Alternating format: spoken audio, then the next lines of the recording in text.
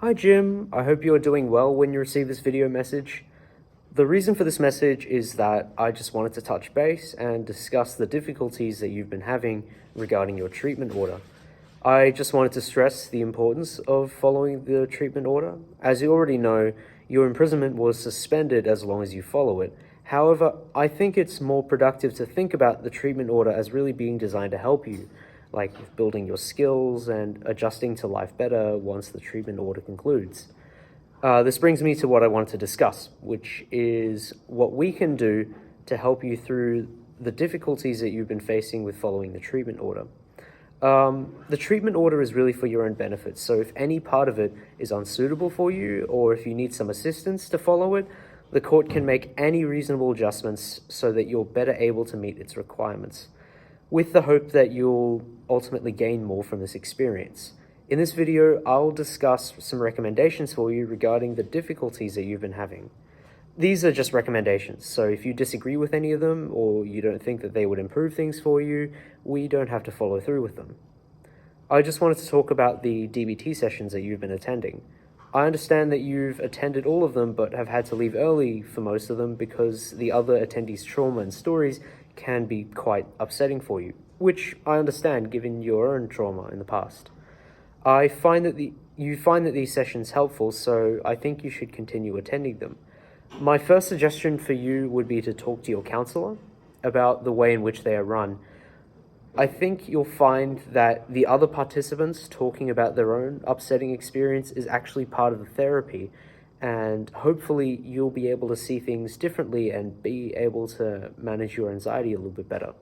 However, if you still feel anxious during the DBT sessions, you may ask your counselor if you could be allowed to leave the room for a few moments, at least until you feel comfortable returning. Alternatively, I could accompany you to speak with the counselor about deferring the course until you feel ready to begin attending them again, or alternatively, what other non-confronting courses are available. I also wanted to talk briefly about you driving your brother's car to these sessions. I think it's good that you're trying to find other ways to travel to them other than public transport. However, I strongly advise that you should stop driving without a license. If you are caught and convicted, the court could potentially reimpose your prison sentence. This doesn't mean that you have to go back to taking public transport. I could ask the court to provide you some funding so that you could call a taxi to take you to and from these sessions. Hopefully this will remove the stress of taking public transport so you can focus more on your DBT sessions so that you can get the most out of them.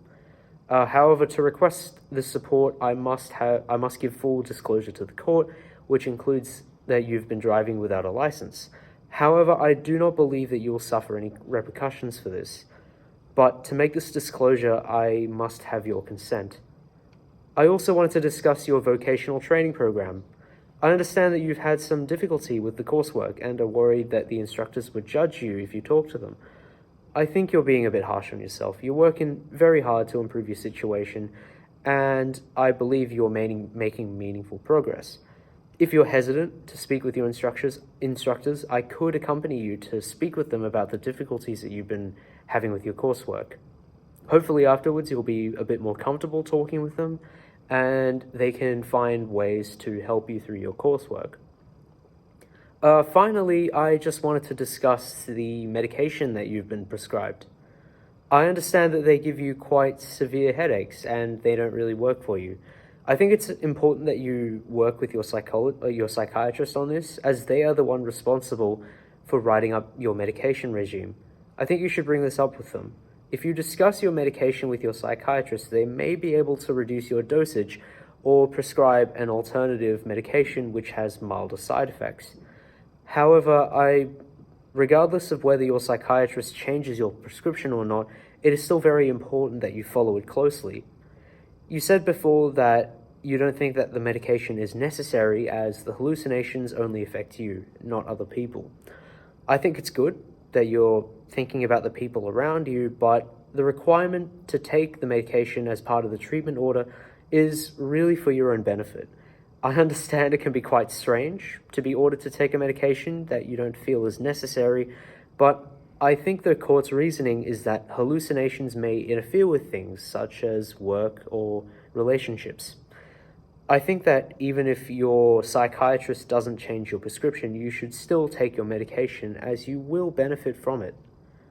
If you would like me to follow up with any of the suggestions that I've just discussed, I will need your consent. If you disagree with any, you should let me know, as ultimately you know what's best for you. I look forward to hearing from you again and discussing your next steps.